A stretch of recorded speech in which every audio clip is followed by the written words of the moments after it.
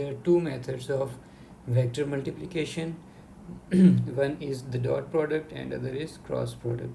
In dot product, okay, let's look at the cross dot product, sorry, the first scalar dot product in detail. So it is represented with two vectors and a dot in between them. It is called as scalar product because the result of this multiplication is a scalar quantity. Means by multiplying two vectors we do not get a vector, we get a scalar quantity. So a dot b is equal to a b cos of theta or cos of phi. This angle is the angle between a and b,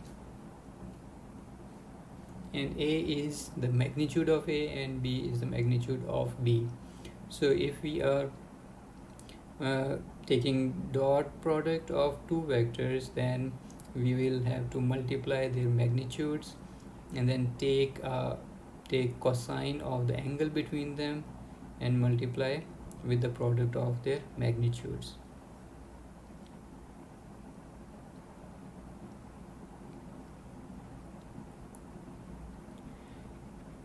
And the scalar dot product has a commutative property. Commutative property means that by reversing the order of the vectors in multiplication does not affect its answer. There is no difference in the answer, it will remain same. So a dot b is equal to b dot a.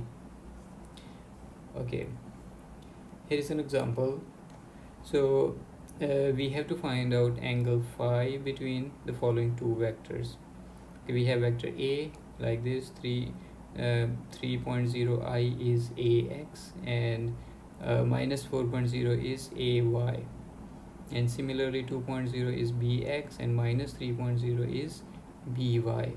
So first we need to determine, so in order to find out this angle, the first step is to determine the magnitude of each vector. And you know how we determine the magnitude? It is the square of ax plus square of ay and then square root. This is how we find, we got the value 5 for a, and for b doing the same thing we get 3.61. Now we have to, since we know we need to find out the angle, we can make use of the dot product. So first step is done. Now since a dot b is equal to this, okay, we take the dot product like this. So we are doing simple multiplication. We multiply a dot I 3.0 I dot 2.0 I and then 3.0 I times 3.0 I 3.0 k, and notice that this is k and this is j and this is I, so you have to keep this thing in mind. I will I will tell you why. Be careful with these unit vectors.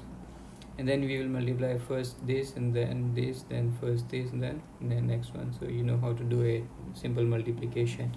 Later on you will multiply 3 with minus 2 and I with I.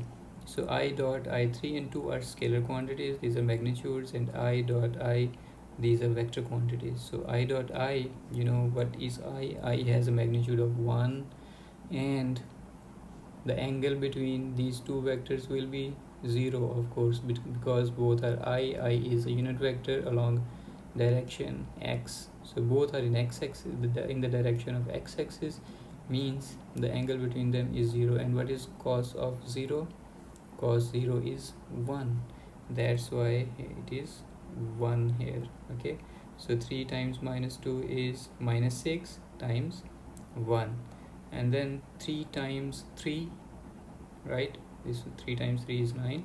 Then I dot k.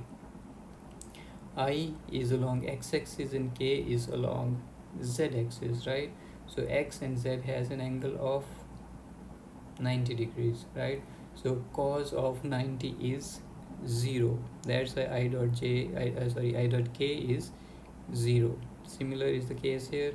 J dot I, j is along y-axis, I is along x-axis, and 4 minus 4 times minus 2 is 8. So minus 4 times minus 2 is 8, and j dot I is 0. Okay, and similarly we move forward, then j dot k, they are perpendicular to each other, the result will be 0.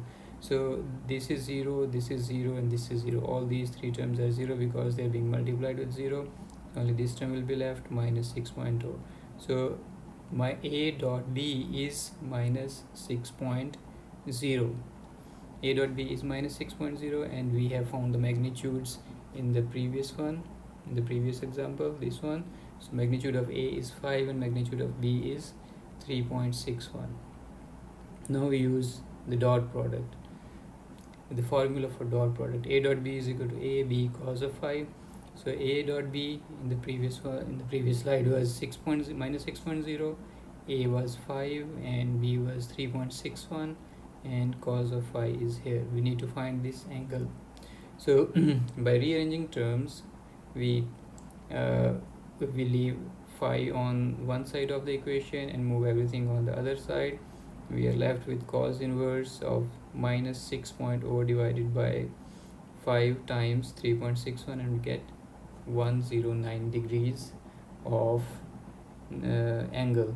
So angle represents direction, means that its angle is 109 degrees from x-axis.